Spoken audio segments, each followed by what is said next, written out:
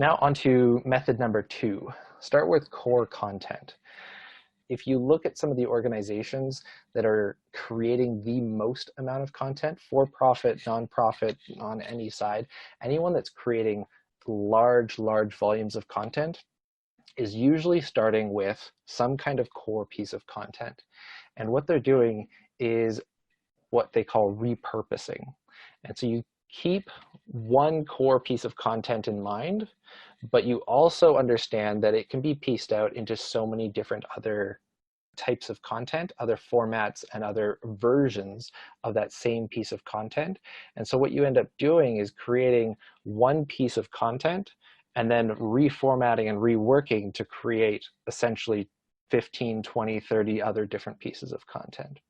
And what we can look at here is a common example for organizations that are leveraging video quite heavily is if you're creating some kind of long form video, it does need to be a significant piece of content. If it's a 1-minute video, there isn't a whole lot of meat there to be able to piece out and repurpose into other areas.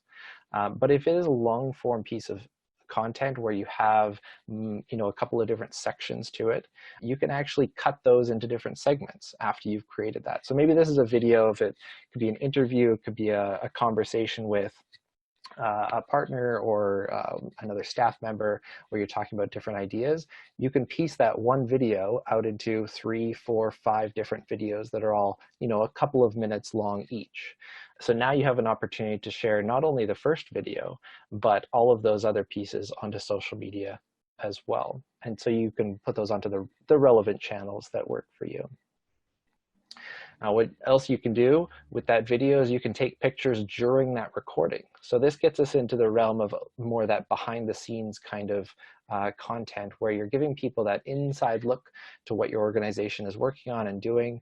I've done this in the past with podcast interviews, things like that, where I've created a long form piece of content and I actually took pictures of the creation of that content.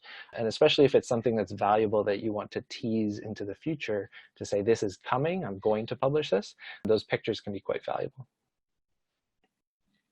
And then you can take that video and you can literally transcribe it, just take the audio out of it. There's a program that I use called otter.io, and it can take video and audio files and do an automated transcription from it. They're getting quite accurate nowadays, so this is a pretty efficient way to turn your videos or audio into text. You do often have to rework some of the text a little bit in order to publish it onto any sort of platform, your website, but they're getting quite efficient. So with a transcript, now you have a lot of fuel to write a summary blog post about that same video where you want to pull out some of those major ideas and maybe frame it in a different way than was in the video or in that transcript. But now you have a blog post that's based on relatively the same type of information and content. And then you can copy quotes. So now you have a transcript from that video. Let's take out 5, 6 quotes from that video and turn them, the text right into your emails. Maybe it's into a newsletter, put them into tweets. That text is very useful in several ways. And then you can also turn those into quote images as well. So images with quotes over top of them could be used on Instagram, Facebook, within your email newsletters. There's lots of different ways to use those as well. And then you can also pull the audio out of that video and turn it into a podcast. So the core ideas and elements of a video, unless it's a very visual type of video where you're walking somebody through a scenario or you have some type of slides or something, data that you're describing, then you'll be able to pull that audio out and turn it into a podcast. And my chat window, there it is. And then you can actually just share that email or share that video through email as well.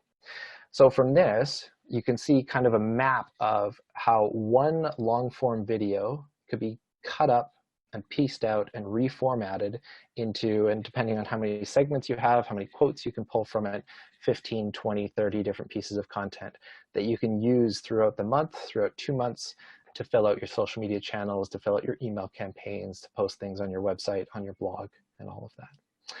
I do want to note that while this example shows video as the core, you can also start with an audio podcast, or you can start with an article. Now, the way that you divide it and piece it out into different types of content will vary, but it's the same type of theory where if you're going to start with a podcast, you can transcribe it, you can turn it into blog posts, you can take quotes from it, all of that can go into emails and social media posts. And if it's an article, you can actually turn that into quotes as well, quote images, sharing it in different ways, or you could do the reverse and take your article and record that as a video. So now you have a new format with the same content, essentially. So this is what we call repurposing, creating one piece of content and using it multiple times. So for your task on this one is I would recommend deciding what type of core content you could create or you are already creating that could be repurposed into different pieces. Some organizations don't have the ability or the staff or time to create video, but maybe that core piece of content could be an article or something a little bit easier to tackle from the start.